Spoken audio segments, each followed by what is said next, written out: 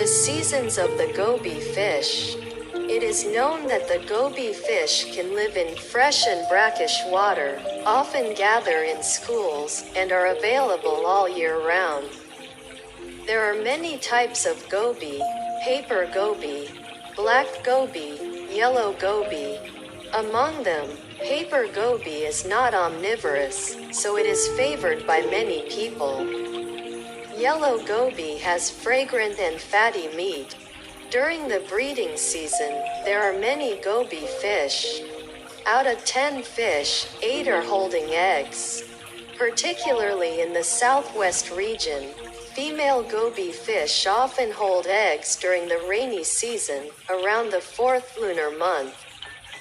But in Conwa, the fish often spawn during the flood season from upstream, around the 8th to 9th lunar months.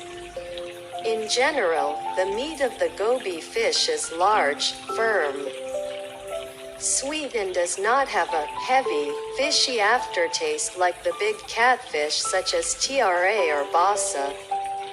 Ca Mau and Bac Lu regions used to be the land of goby fish, with many fish as big as an adult's leg.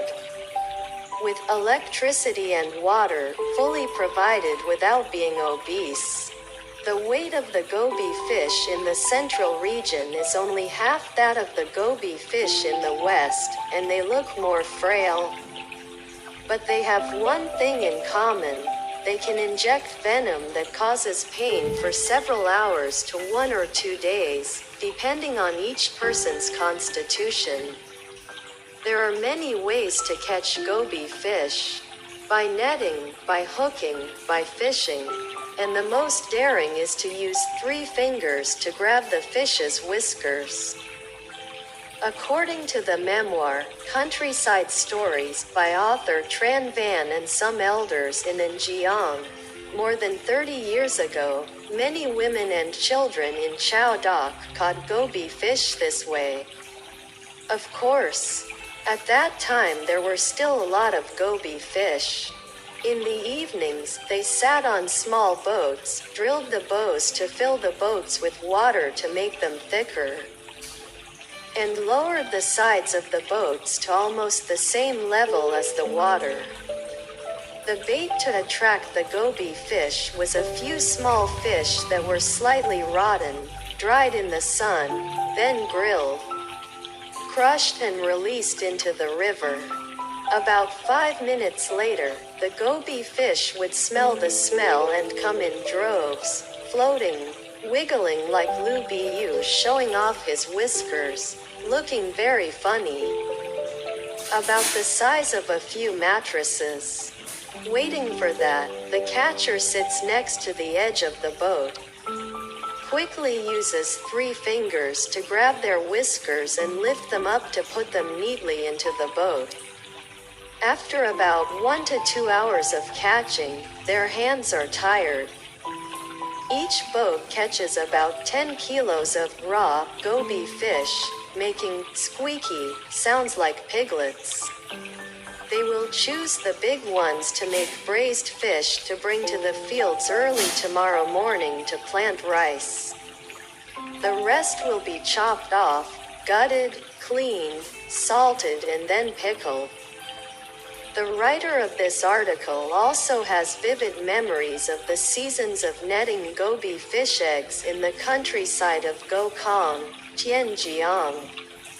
The net for goby fish must be thin and strong, fine mesh to easily catch fish. At the same time, the catcher must cast the net, because goby fish often wrap around the net and travel in groups. The weather in April is cloudy. The tamarind trees at the entrance of the alley, behind the summer, sprouting young shoots full of life, signaling the coming of the goby fish egg season. Just hearing the sky growl and blowing cold winds, you know it is about to rain. So I quickly put the sharp net in the basket, sneaked away from my mother and ran as fast as I could into the Zoai Rap River, about a kilometer from home. If I encountered a river that was crawling into the dike, I would definitely catch the goby fish eggs. The goby fish usually follow the current and like to run upstream. They like to come to places with many small tree branches, chaw, and whirlpools. If the tide was low, I would spread the net to block the way to pull the fish out to the big river and had to go with a sinking net. After about half an hour, I saw the net jerking continuously.